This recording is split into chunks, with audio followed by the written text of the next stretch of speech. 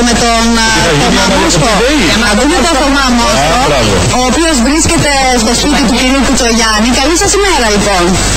Καλημέρα. Εγώ έρχομαι εδώ στο τηλεφωνικό κέντρο, διότι με το τηλέφωνο λειτουργούν όλα. Έτσι ακριβώς, Αλεξάνδρα.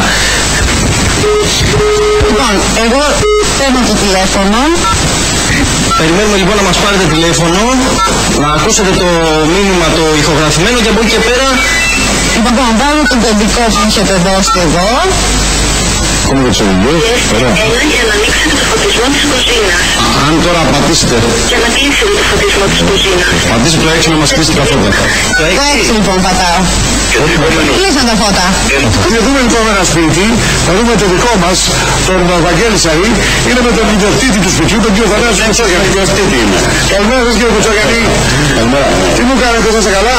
Μια χαρά. Λοιπόν, θα επιχειρήσω να λειτουργήσει το σπίτι σας. Βεβαίως. Με τη βοήθεια αυτού του τηλεφώνου που έχω εδώ, θα πάω 4 για να σβήσουν. 4 πάτσα στο τηλέφωνο. 4.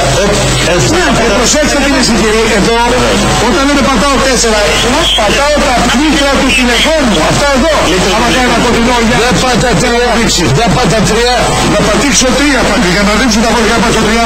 Το 5. Το 5.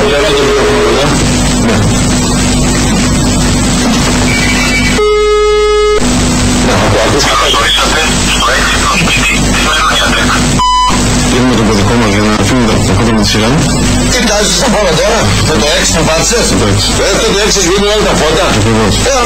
Και θα πάω λοιπόν και θα ανάψω σιγά σιγά τα φώτα. Ανοίγω πρώτα τα φώτα της τραπεζαρίας με ένα κλικ από το ποντίκι, έτσι, και όσο κάθομαι στο σαλόνι. Πιέστε 3 για να ανοίξετε το φωτισμό της Τι κουζίνας. κάνεις τώρα? Τώρα έχει το κομπιούτερ εκεί και ανοίγει με το ποντίκι και ανοίγει τα... Ναι, εντάξει, αυτό από κοντά ίσως είναι ας πούμε... Το θέμα είναι να τα ανοίξουμε από εδώ. Ανοίγει από εδώ να τα ανοίξουμε. Τι άλλο μπορείς να κάνεις από το τηλέφωνο? Να δυναμώσουμε το ραδιόφωνο μας και να αλλάξουμε τους σταθμούς. Να, ναι, για βάλε. Για πάμε στο ραδιόφωνο. Πιέστε 1 για ενεργοποίηση του ραδιόφωνου. Έχω πει στο ραδιόφωνο. Για δύναμος εδώ. Εγώ δεν πειράζω τίποτα, με βλέπετε έτσι. Ακούτε το ραδιόφωνο. Μπορούμε να ανοίξουμε τους σταθμούς τώρα από εδώ. Για άλλαξε. Πιάσε μελώδια. Δεν μπορώ να διάσω γιατί πάω σε θέσεις με τροπολογικές συνδέσεις. Να σου πω, ελέγχεις και τηλεόραση με αυτό. Ναι. Για πιάσε λοιπόν θα την ελέγξουμε γιατί έχουμε το πρόγραμμα που τρέχει. Έχει εκεί μέσα από το ταραουδές. Μπορούμε να ελέγξουμε το συναγερμό μας, το οποίο αυτό θα κάνουμε Τα τώρα. φώτα που τα σβήνεις θα ανάψεις όποτε θέλεις.